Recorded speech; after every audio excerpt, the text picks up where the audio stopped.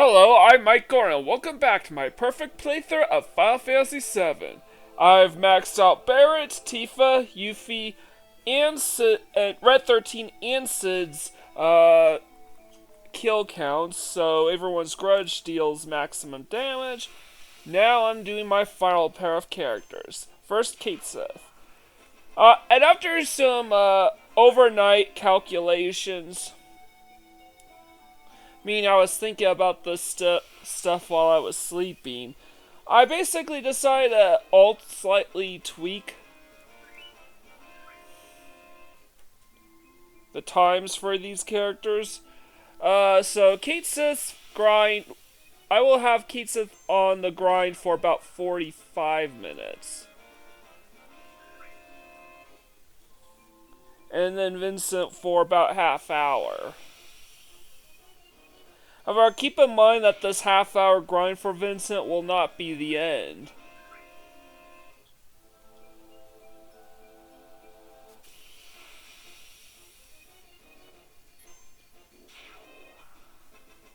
For you see, I need to max up Vincent's damage output on his death penalty.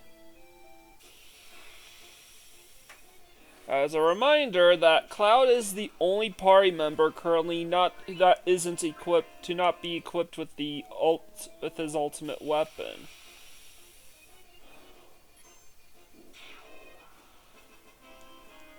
And as a reminder, Cloud and Cait Sith's damage output's based on their hit points. Vincent's based on his kill count. And for future reference, Red 13 Cid's damage output's based on their magic points. Tifa's based on her limit gauge. Barret's based on the accumulated AP on his missing score, so put 8 Knights of the Round, 8 fully mastered Knights of the Round materia onto his missing score, and it'll deal maximum amount of damage. With a bit of help, you could even underflow with Barret.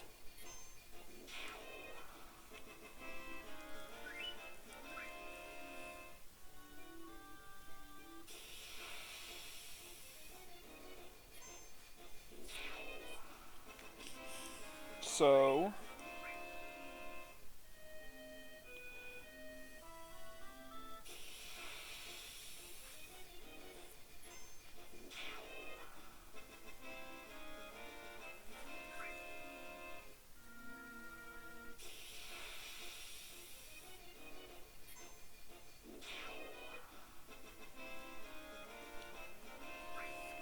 that's that. And oh yeah, and already did Barret, Tifa, Vincent. So who else am I missing? Yuffie's based on the strength of the enemy she kills. Though it also takes her strength into consideration. And is also the reason why she's the best morpher in the game by a country mile.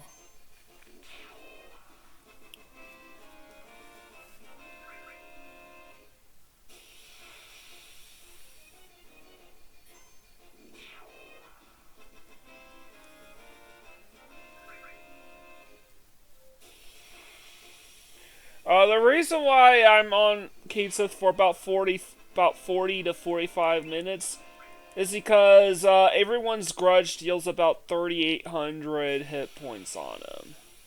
So I need to have him kill 620 enemies.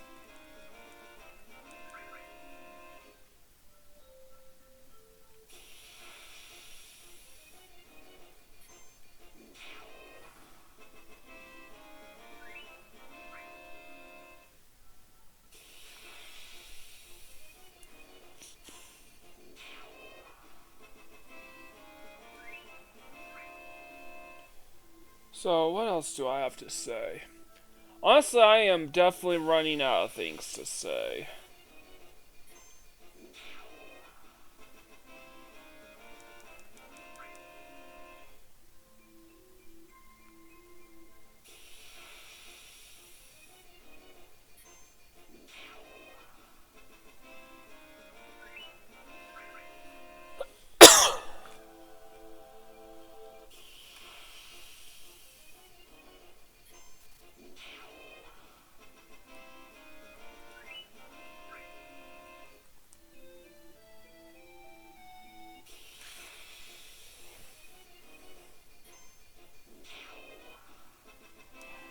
I don't really know what else to say. So what kind of plans for perfect playthroughs I would like to do past the 50th perfect playthrough? Even though I probably shouldn't try to bog down my perfect playthroughs by doing multiple projects all at once, I might honestly still consider doing a 12 games of Christmas. I don't think I will have anything planned for Halloween this year.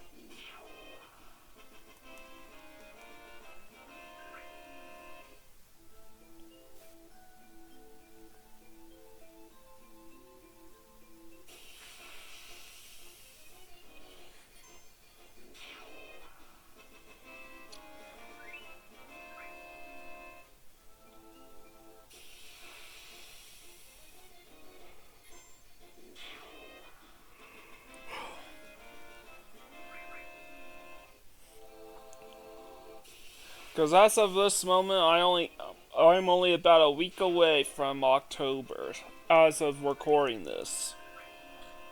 So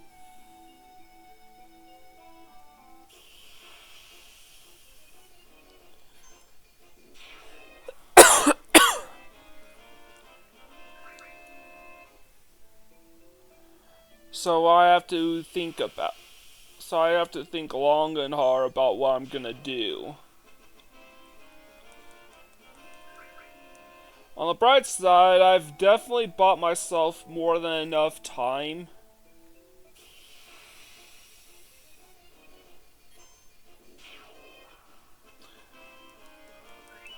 to potentially achieve an off-screen to all the conditions for a perfect playthrough. I'm nearing the point where, apart from the fights with Emerald and Ruby weapon, that there's really not much else as well as the remaining mini games at the Gold Saucer, that there really isn't much else for me to do.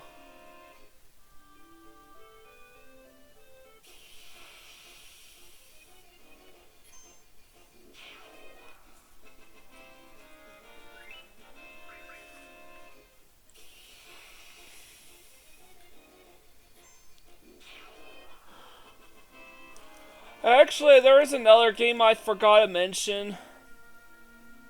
One of the episodes, you might have saw, hey, this game just you just successfully downloaded this game. Well, I am definitely considering Okami. Okami is definitely gonna be the cards for a perfect playthrough in the future. What about the Suikoden HD remasters?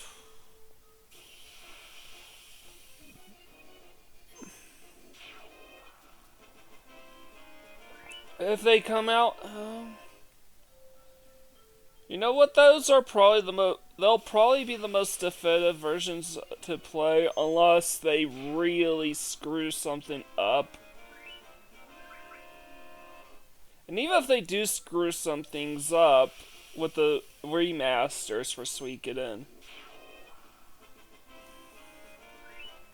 I reckon they'll turn out just fine all the same. That they'll still be highly acclaimed and all that. People will just look at the pedantic Honestly, I think the HD remaster of Final Fantasy VII on the Switch is probably far less excusable than, say, the remasters of Chrono Cross. Final Fantasy VIII transferred to the Switch better. Let that sink in. That game is slow as fuck. And it has highly elaborate polygons and map designs.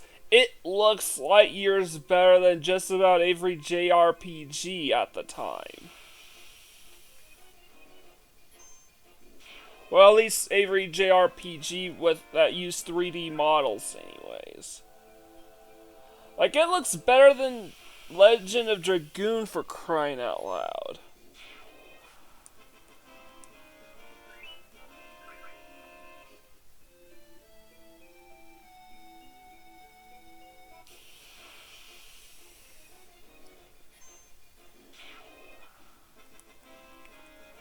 and it transferred on the Switch better.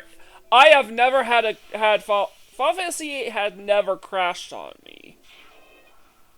I did the Angelo trick in the HD remaster of Final Fantasy VIII on my Nintendo Switch. It never crashed. It never powered off because it remained plugged in the whole time. However, even I recognize that can't be good for the Switch, or any console, to do Angelo Surge like that. But it was the only way to max out a few items in the game, and it was the fastest way of maxing out a few others. Quite a few others. Or at least the lowest effort, because we're talking about a month or so of Angelo search farming for basically the equivalent of maybe Angelo will nab it. Personally, I would probably break it down to weeks. Take a break. Take a bit. Let your console rest for a bit after a week's worth of grinding, and then do it another week. Break, week, break, week.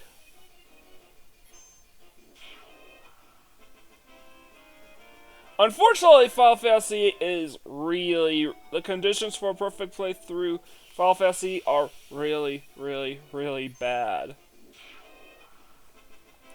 Like, no joke, it is some of the most awful things imaginable.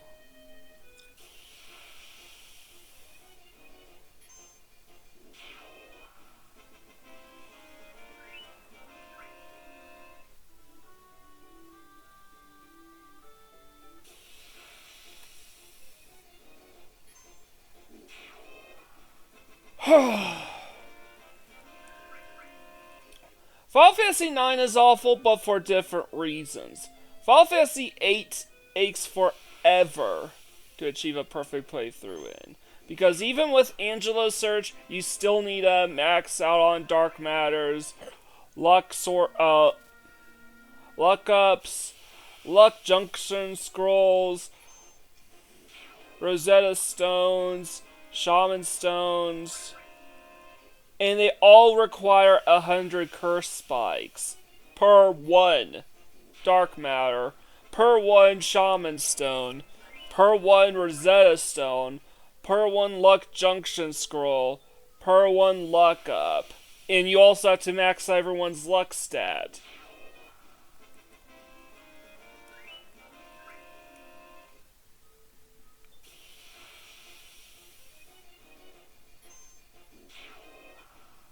And so with Final Fantasy, I would, unlike with Final Fantasy VII, where you pretty much just have to bottleneck all the tedious shit for Disc 3, and just put it all off until the third disc of Final Fantasy VII. I mean, there are still a few things you need to work on, like everyone's limit breaks, particularly Aerith, but I knew how out of my depth I was, and I pretty much knew what a crippling disadvantage I found myself in keeping such a monstrously low level for my whole party was in Final Fantasy VII. So I decided, you know what, I'm just going to work on everyone's limit breaks before Temple of the Ancients. Took about, I think, 2 to 3 hours to learn everyone's limit breaks. Why it takes so long? I don't know. Maybe next I should just cast a mini on the party members that have offensive limit breaks. That way they would deal ship damage.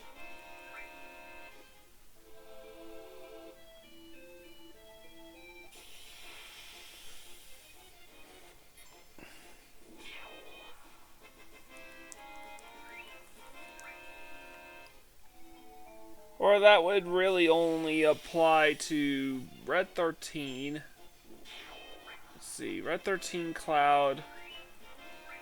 Because they would struggle to one-shot the enemies with their first level 1 limit breaks. And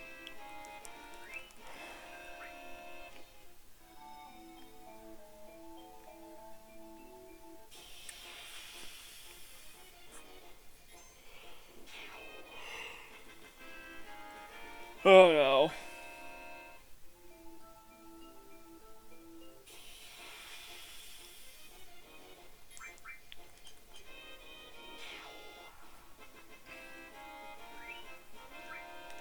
Don't press. Don't touch anything.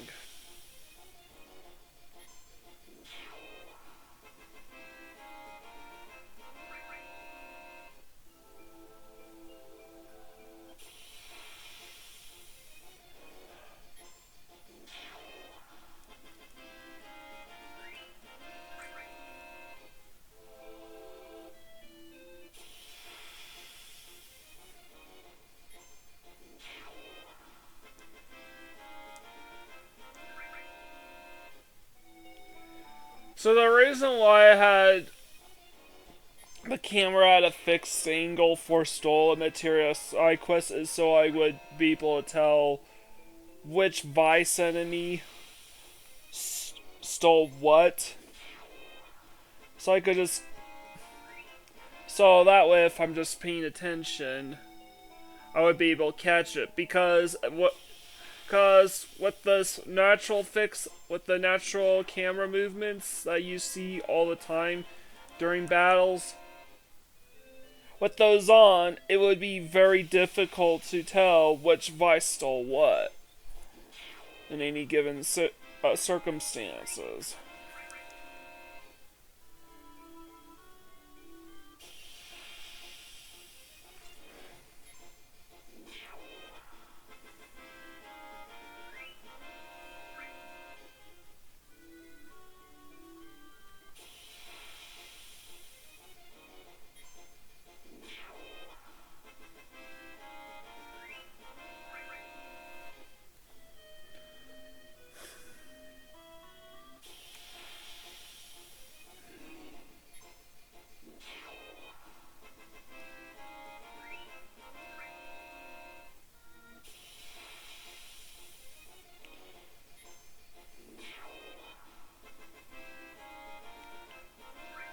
So what else is there to talk about?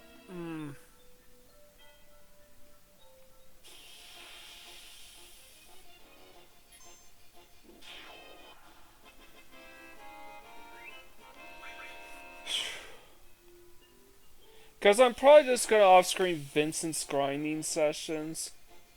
Because I'm trying to power up his weapon.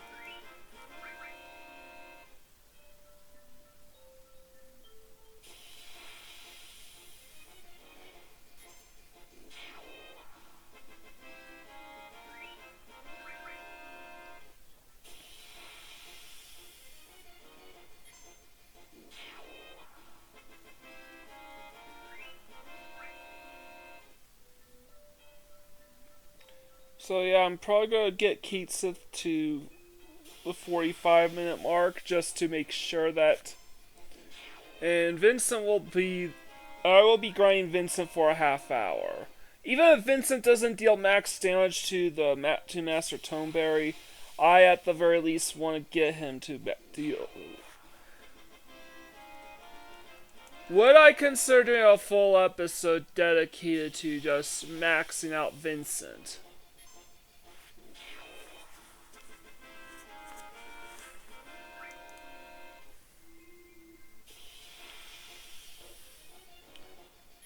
That is the question.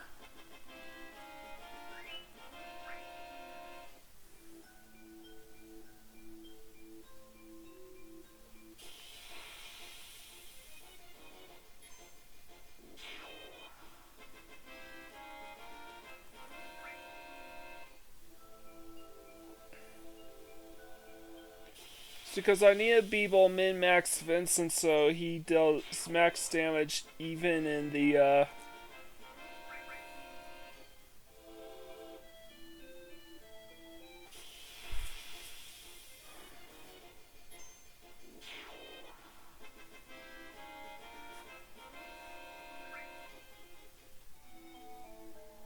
So maxing out Vincent even when he's in the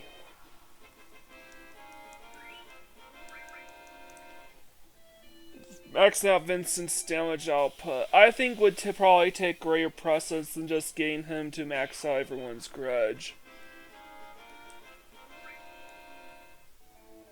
So you know what? I'll play that way.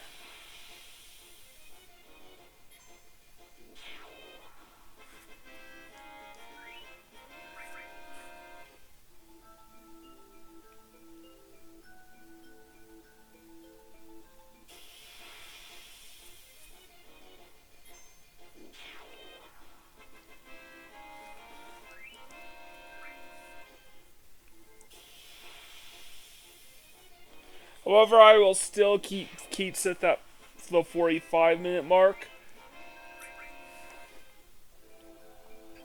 You know, I could probably check him at the half-hour mark, actually.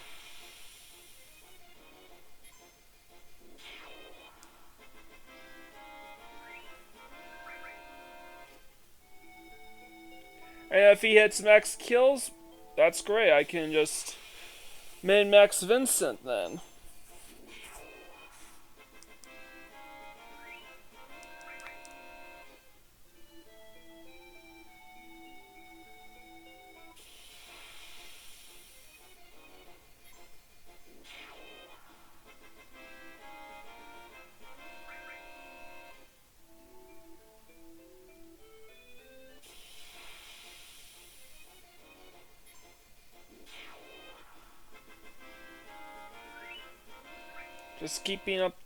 Just keeping track of the time.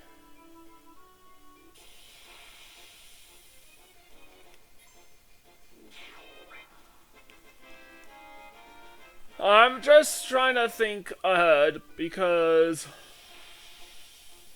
by playing things out in my head like that, I can go, okay, how will I do the go about doing the Vincent episode? Okay, I'm a little ahead with Cait Sith. Maybe Cait Sith still needs a few more kills.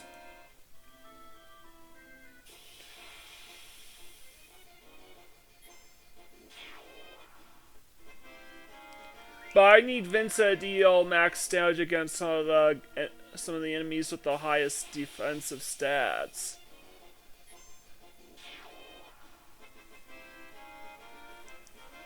And ideally, I would reckon that Morph will even be scaling upwards for Vincent. But that's just a theory.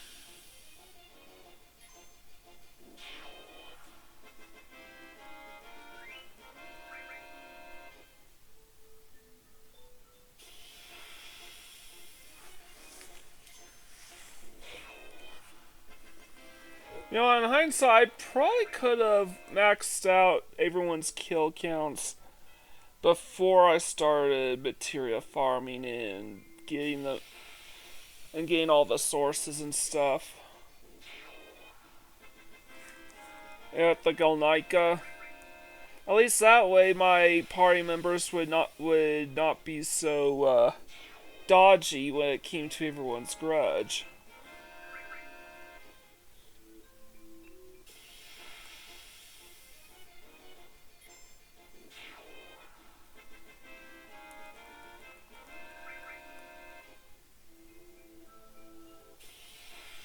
What other games would I be looking for a perfect playthrough on? I'm gonna say straight up, I am still not done with Sega. Even though I'm probably gonna tone down the number of short perfect playthroughs in the for the foreseeable future, I'm going to find a way to fit them, to slot them in. As many of them in, because some of the best Genesis games of all time are games that are mostly games that can be beaten in a single sitting. And are meant to be played and beaten in a single sitting.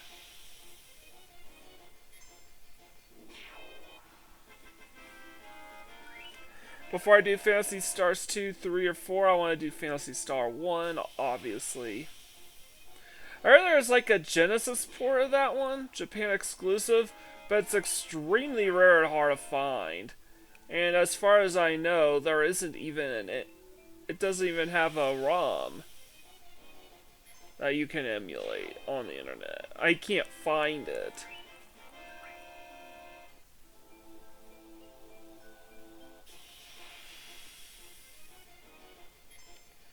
Phantasy Star by all accounts is Sega's answer to Final Fantasy and Dragon Quest.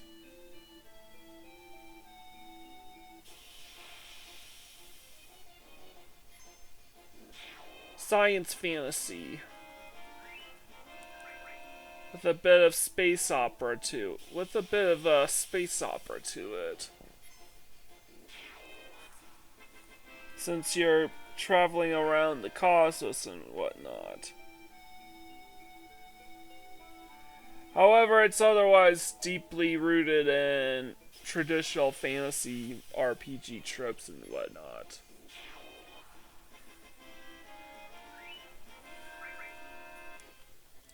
However, I did play Phantasy Star 1 in the past. That is a very, very grindy game. Like, starting right off, you are grinding like crazy because some of the best shit in the game, in the early game, is super freaking expensive. So it's a balancing act. So what kind of Sega Genesis games do I have in mind? Dynamite Eddie has been haunting me for years. So I am definitely going to throw that game a bone. Ranger X has been haunting me, has been living rent-free in my head for a while as well. I'm trying to think what else. I did Revenge of Shinobi last year's 12 Games of Christmas. So I definitely want to give Shadow Dancer and Shinobi 3 a shot. I'm a little hesitant to do Golden Axe 2 or 3 because those games are incredibly hard to get perfect playthroughs in. Actually, a lot of the games that have been haunting me on the Genesis are games that have extremely difficult perfect playthrough conditions to achieve. And then there are some like Toe Jam and Earl that just boggles the mind. Like, what the heck am I supposed to do here?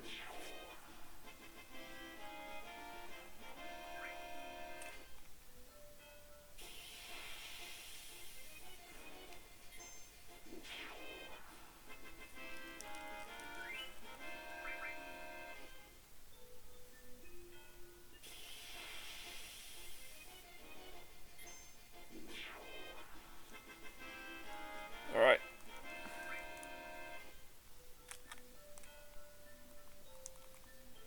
I'm gonna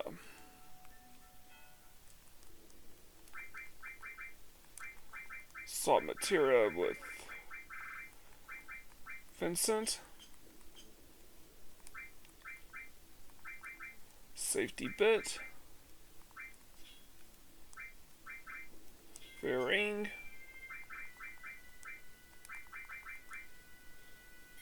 And this is an emergency save.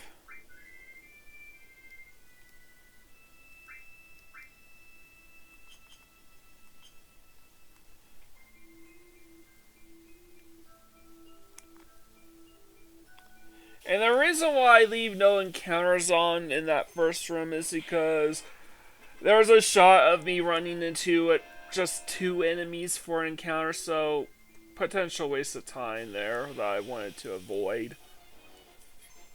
This is the room where you can consistently get 4 to 5 encounters every time. I do wish it was a little the room was a little larger. But beggars can't be choosers.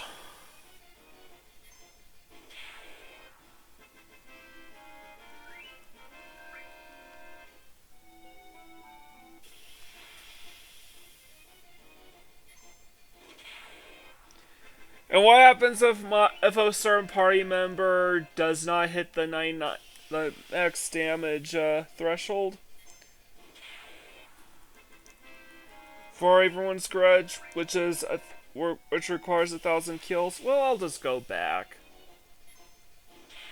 Apart from the Barrett and Sid episode, which I did acknowledge, those 2 characters took the least amount of time.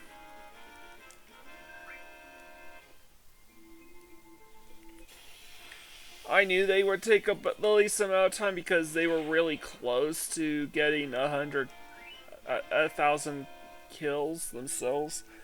Vincent needs like 1,000,000 kills in order to trigger damage underflow.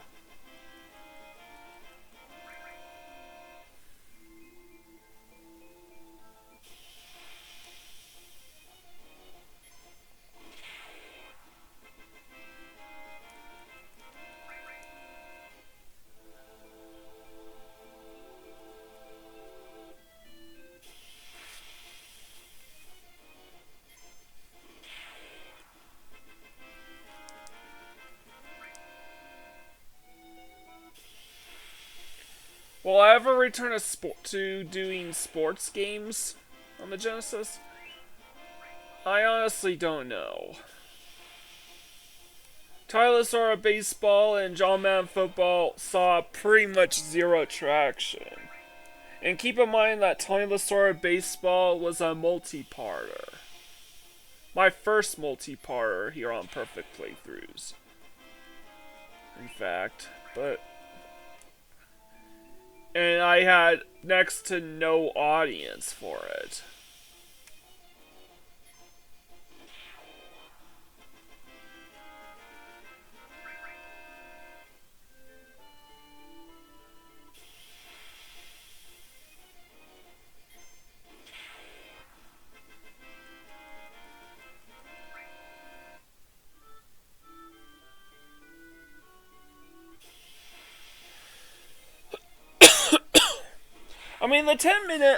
The 10-minute per character video wasn't that bad. I got Cloud and Yuffie over the hump.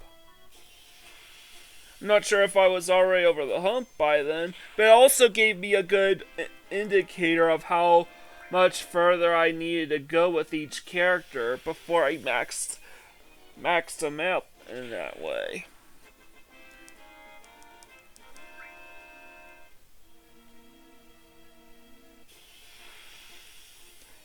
And as I near the 1 hour mark, I get a little increasingly more anxious because I'm just hoping and hoping and hoping that the game doesn't crash.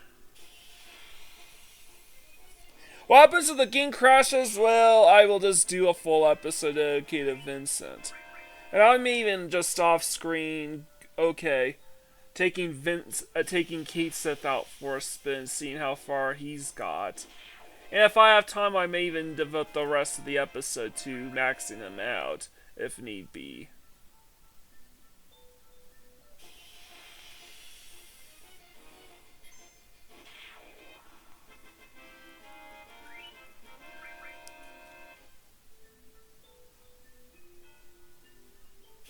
Yes, gain max damage on everyone for everyone's grudge, which requires 1,000 kills a person, is part of the conditions for perfect playthroughs.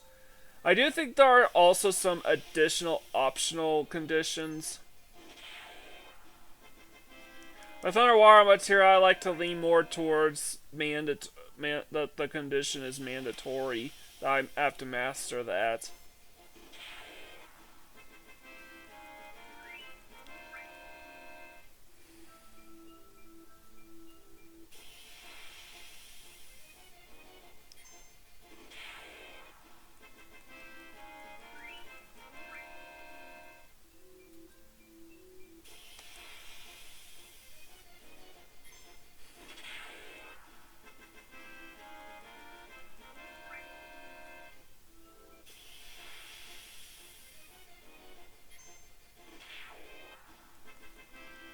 I have no idea why underwater materia has AP, since it, even though,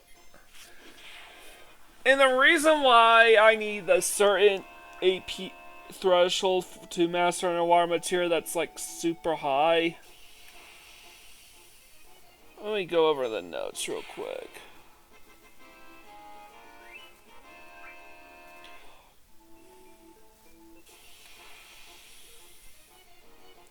$16,777,215 AP.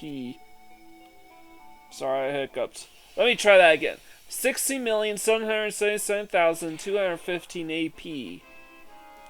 Has to do with an integer thing that's programmed into this game that basically makes the game go, okay. Okay.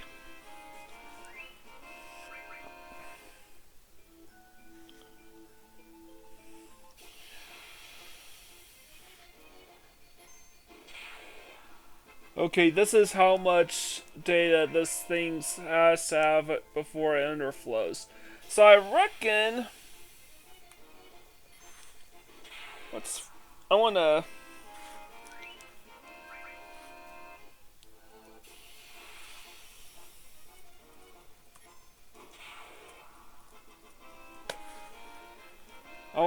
look up my notes here.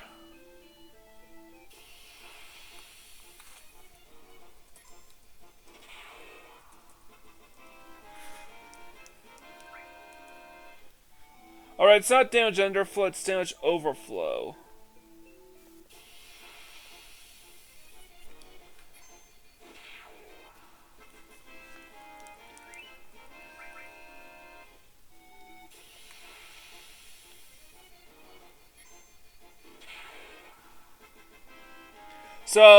So the reason for this is because it has to do with an overflow in the AP integers.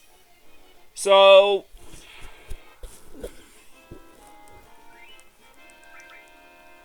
that basically registers the materia as mastered. It's really just a quirk of the it's really just a bug in the machine, a quirk, if you will. Nothing more.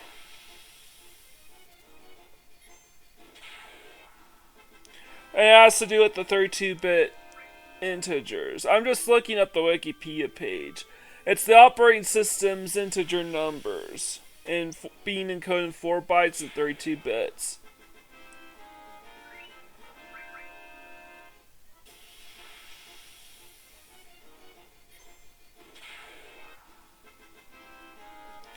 And the integer is 2 to the 31st power minus 1. What this means is max skill is 2,147,483,647. That's the maximum gil you can carry before it overflows back to 0 gil, 100 gils, etc.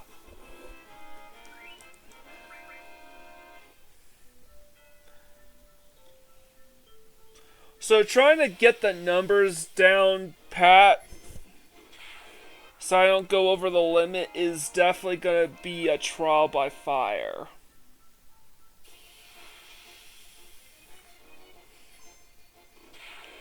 Definitely going to need some bit of shot manipulations going on. Just...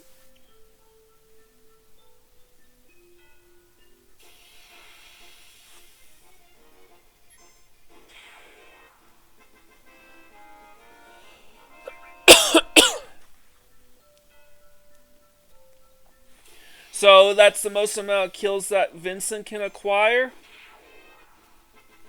Therefore, the most amount of kills that Vincent can accumulate will cause...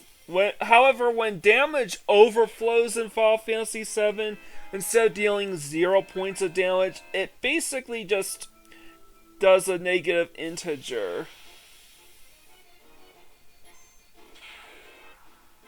Which means it deals negative damage. The game can't figure... has no idea what to do with that. Doesn't know what to do with that, so...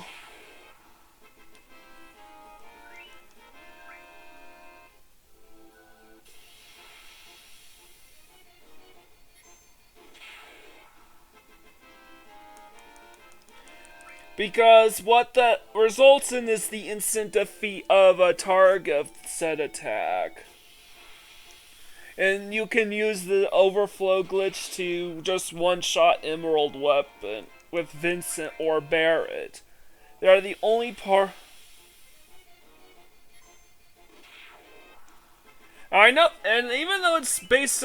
And it's called the overflow glitch, and it primarily refers to Vincent, because Vincent and Barret are the most notorious and most notable examples of the overflow glitch in general. But it also affects Gil as well. It does not affect underwater materia, however. So I'm gonna cap at the 16 million AP mark. And I don't know why it has that going for it.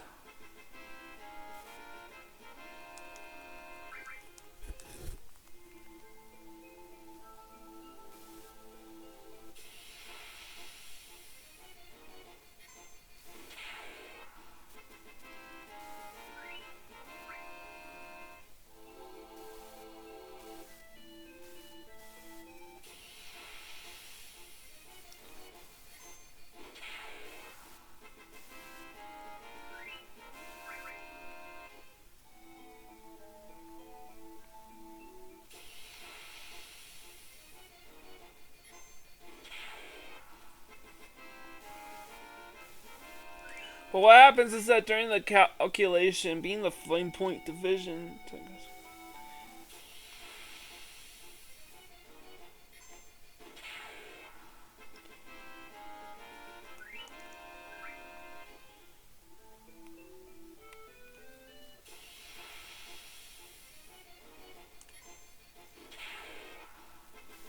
Alright, I'm just scrolling through right now since I have plenty of time.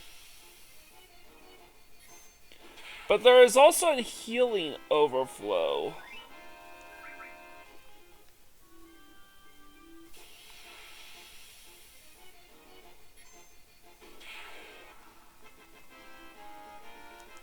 And what happens is that if with the healing overflow, say you equip Death Blow with the HP absorb material given to Vincent, he hits the target, one-shots them, instead of healing them, it just kills them. That character will just die instead because of the healing overflow. So, whether it's damage overflow or healing overflow, what happens is that the target dies immediately. Either the target of the damage or the target of the healing. Now, if it's MP healings with, say, MP absorb, what happens instead is your character winds up deprived of all their MP.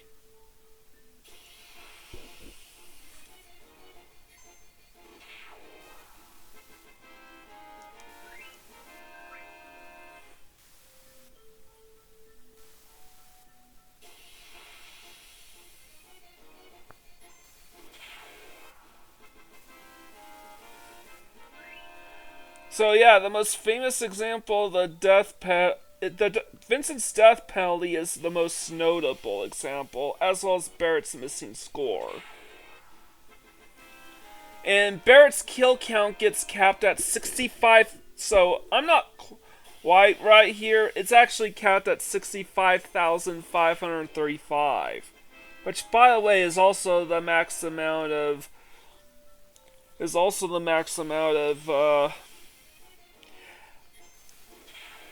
of battles you can get into in Final Fantasy VII that the old man will keep track of before overflowing back to zero and stuff.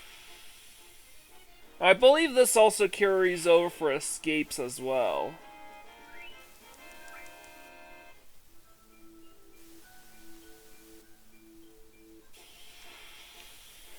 So trying to get every single thing perfectly aligned is definitely going to be quite the challenge.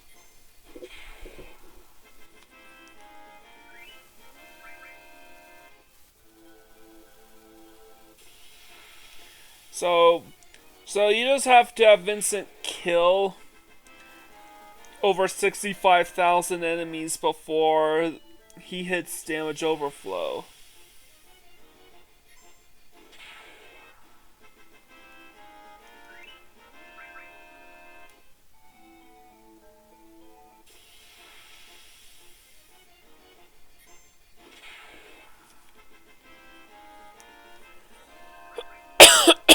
However, he can actually start damage overflow as soon as he passes the 64,408 range.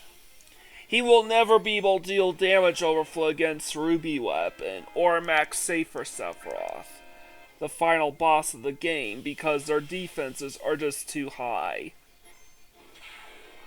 Barrett's missing scores the same way.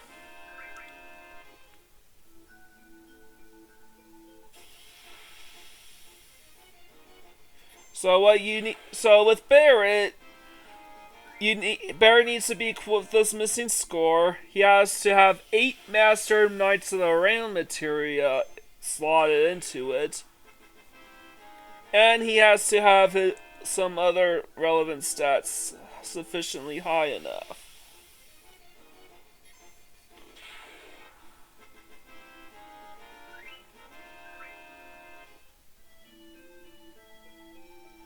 Now, what about the underwater materia? Well, it's simple. The cap for a materia is how much is determined before it is mastered. How much is needed in order to become mastered. Underwater materia being mastered is considered a bug after hitting a certain threshold.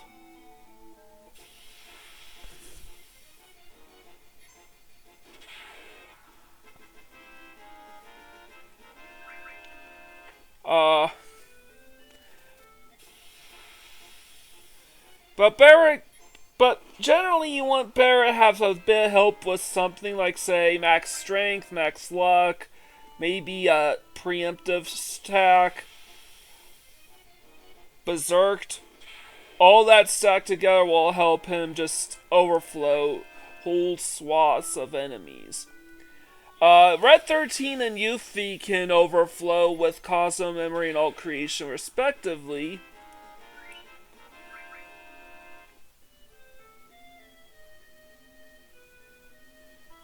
If they consume enough hero drinks and get the best outcome for pre-random variance modifiers.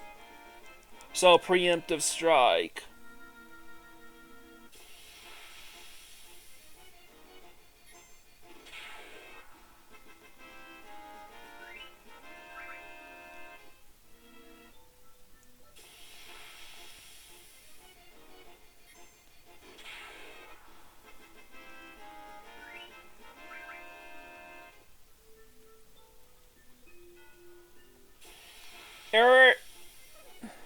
Aerith requires a bit of cheating to pull off.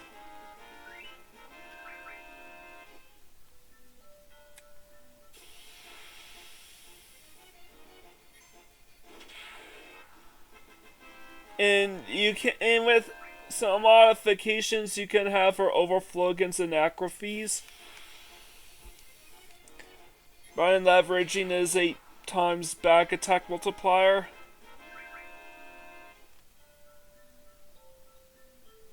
And there's a lot of so yeah, Red 13, Red 13 and Yuffie via their final limit breaks. Barrett with his missing score, and Vincent with his death penalty. Or in I guess Aerith with a ton of cheating are the character can all experience damage overflows. However, Aerith requires a certain encounter that she cannot run into. In a preemptive position, which you will never see, because the enemy is not programmed for a preemptive.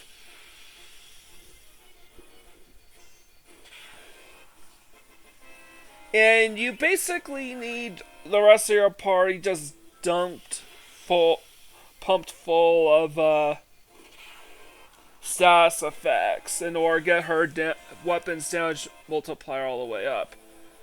Cloud, Cid, Tifa, and Cait Sith will never be able to perform the underflow under any circumstances, even with cheats. Barrett, Cait Sith, and Cid's weapons are not well equipped for the damage overflow thing to work.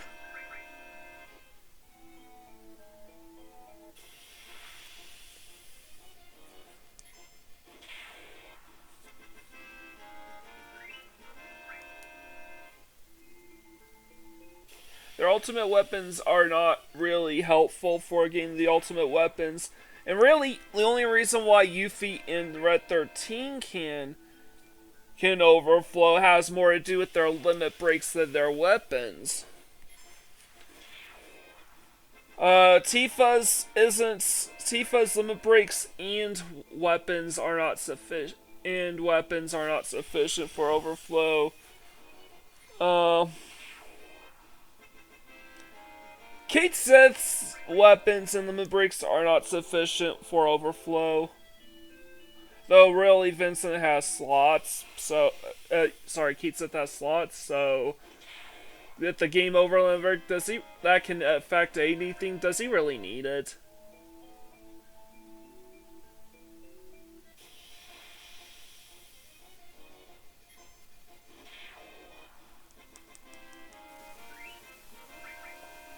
So that's just the thing.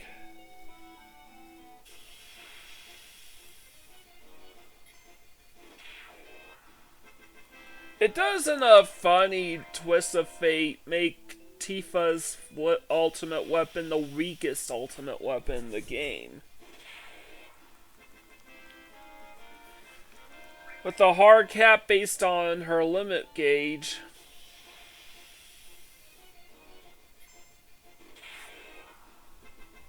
And so on and so on.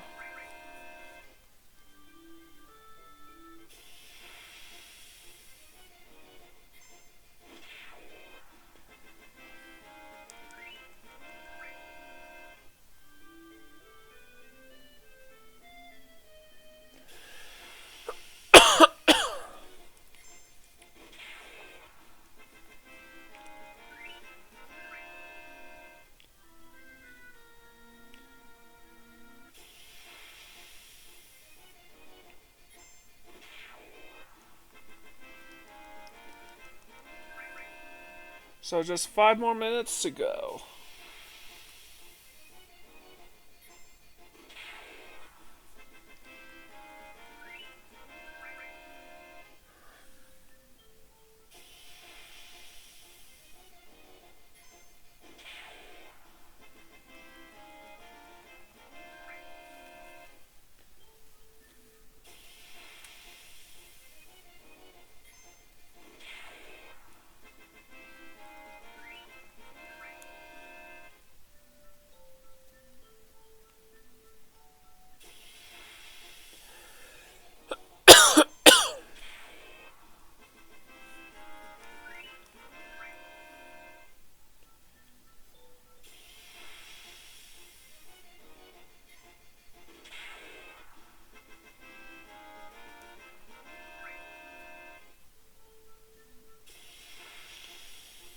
So yeah, I don't really have a whole lot more to say at the moment.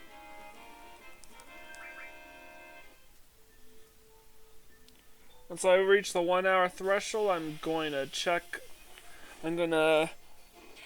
both party members, see if everyone's grudge deals max damage, and I'll even take a look at Vincent's damage output. Cause why not?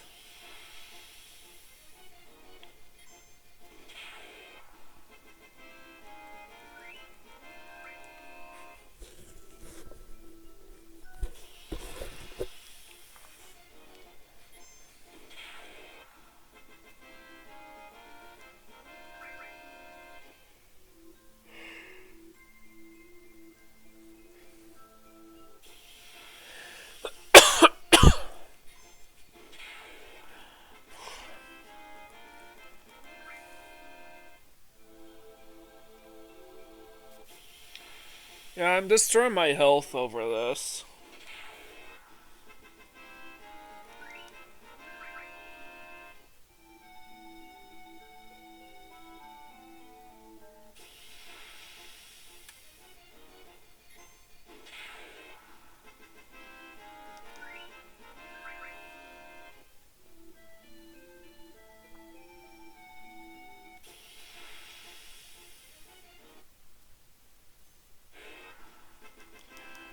So I don't really know what else to talk about now. I've just exhausted my...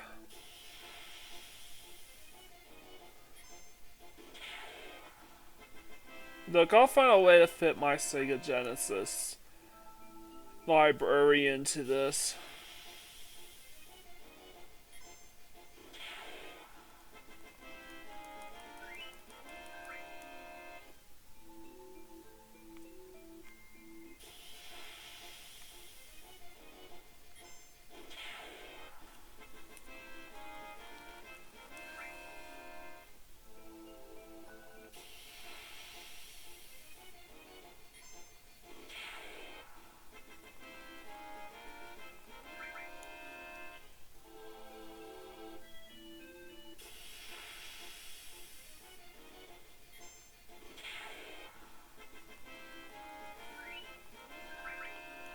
Alright, so just about a minute left.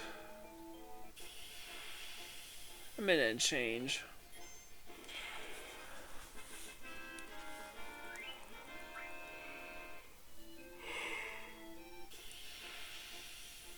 Oh.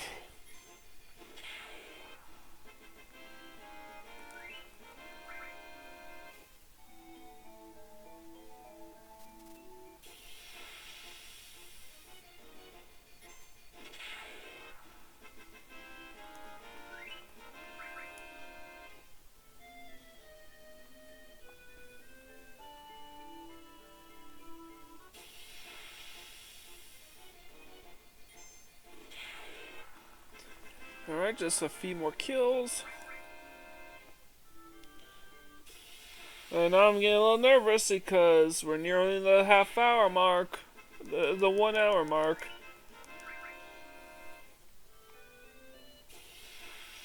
If the game decides it wants to screw with me, it's gonna screw with me, so... One more battle for good luck. That's the 1 hour mark.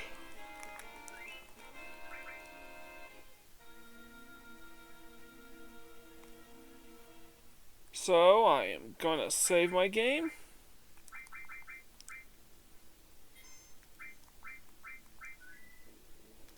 Power off. And I'll be right back. Okay, here's the moment of truth. Death blow. Okay, Cait Sith deals Vincent deals max damage.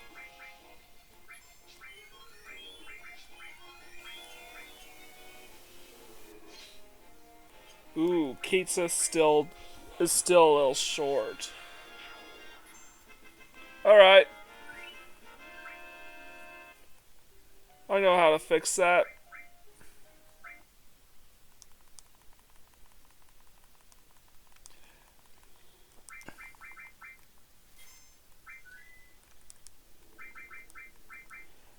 Guys, like, it took like 93 points of damage, so.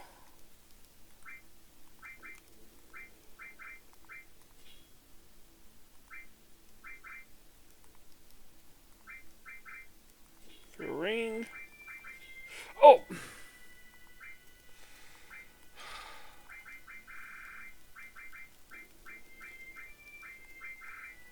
Death blow, HP, MP, double item. And so that's what keeps happening, is I move fast and it just scrolls down an extra slot on its own. I think that's to do with the inputs.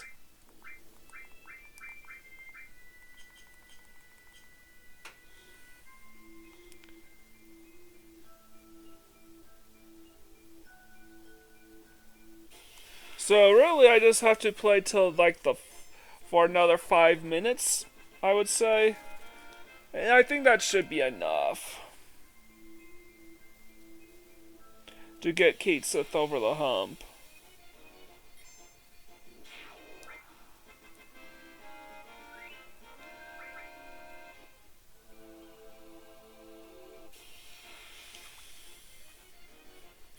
But at least it's good to know that Vincent's passed the threshold.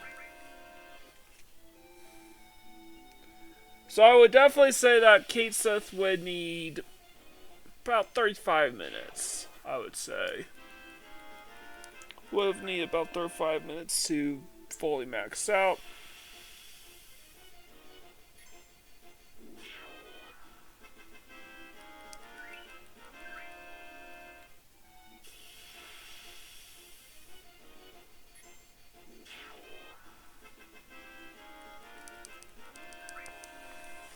I mean, it should be 5 minutes. I mean, it took...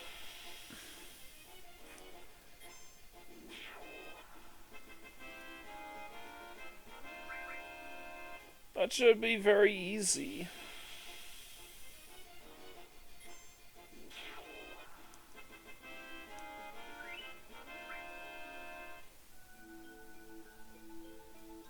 If you want us to know why everyone's grudge landed so easily, I gave everyone precious watches, which I'll have absolutely zero stat bonuses, so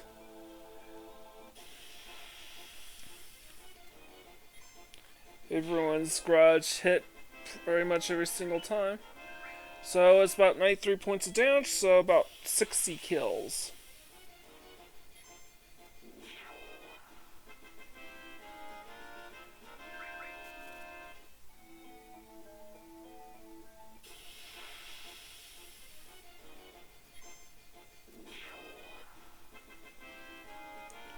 I think I'm just trying to be a little extra careful.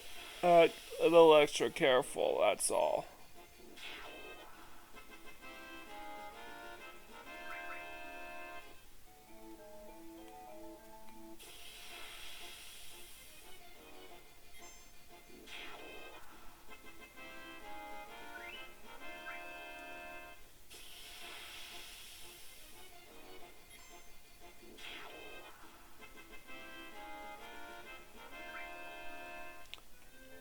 On the bright side, at least Vincent dealt max damage against Master Toneberry. Or this will be the last battle.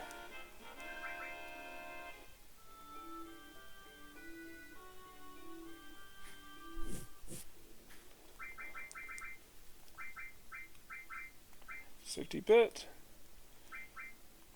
I'm giving you a... Well, I'll worry about that later.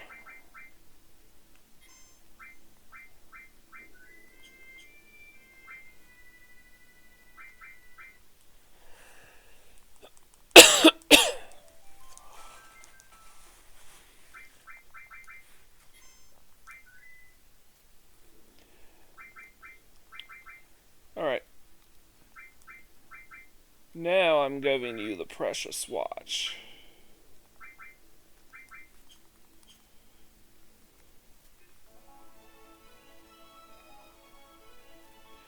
Now, if you want to know, I'm around 3,571 battles altogether in this game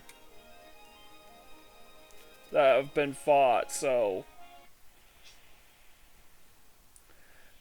make do with what you will with that sort of information, but I'll have to question whether I should put that in the cards for my as a condition for my perfect playthrough. Because I do believe that it overflows back to 0.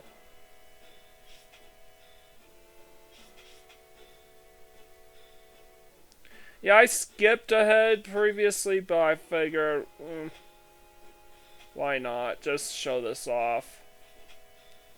After all, this may be the last time you even see me for a while.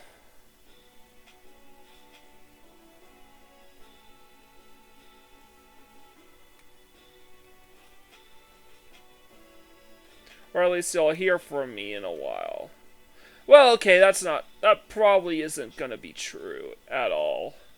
I mean, this is but you get my drift. Last time you'll hear an update from me for a while.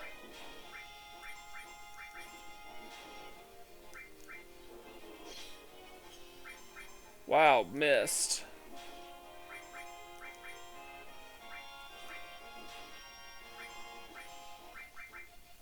And I have to double up on elixirs here because he's about to kill.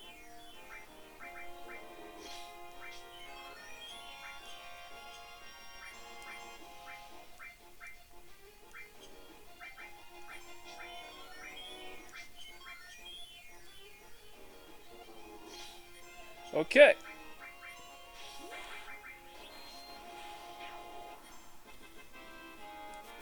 And that's it. So, I will definitely... So, what I mean is, even though you might still see an update from me much sooner rather than later by the time this video gets uploaded, chances are an awful lot time would have passed in real life by then. It may no longer be September 24th as of this recording, but could be like March or April or something. I don't know.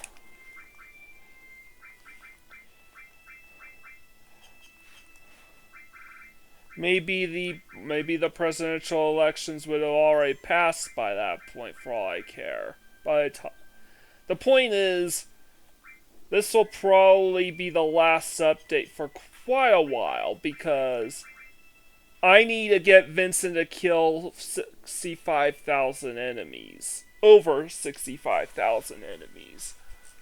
And that may take a while. That might not. That might not be too bad.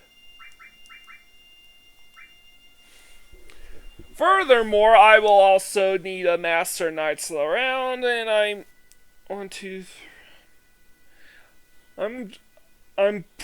let me see. I'm still not even 10% there with underwater materia.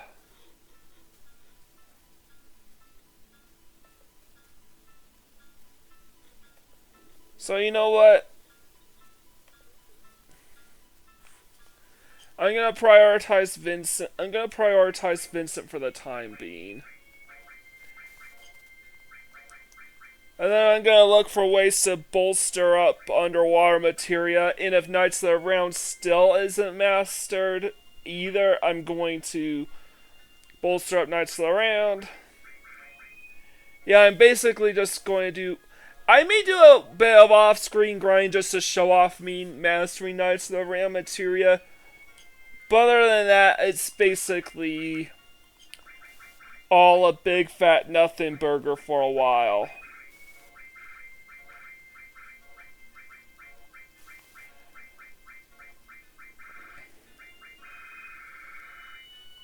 So I hope I'm back a lot sooner rather than later.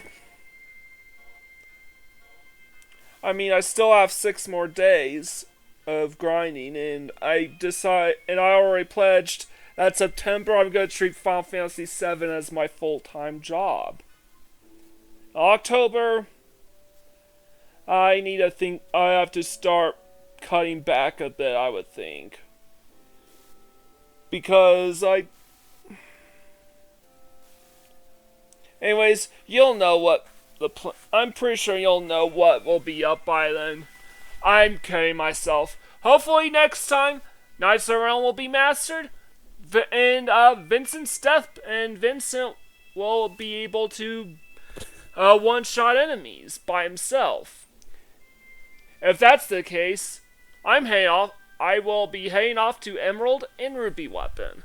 So if you like this video, leave a like, comment, subscribe to my channel. I greatly appreciate it. With all out of the way, this is Mike Gordon signing out.